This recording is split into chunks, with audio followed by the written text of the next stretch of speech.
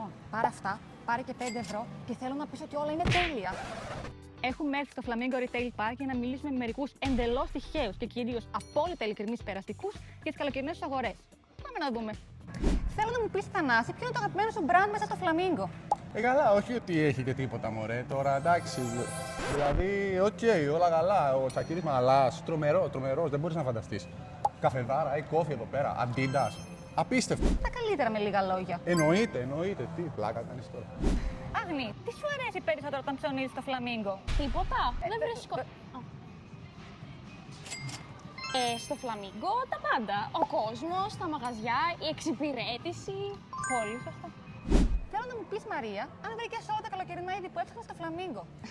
Στο Flamingo δεν θα τα βρίσκα. Τόσα μαγαζιά, μοναδικές τιμές, μεγάλη ποικιλία. Μοναδικά. Έτσι είναι αυτά. Εγώ καλοκαιρινά. Μόνο Φλαμίγκο.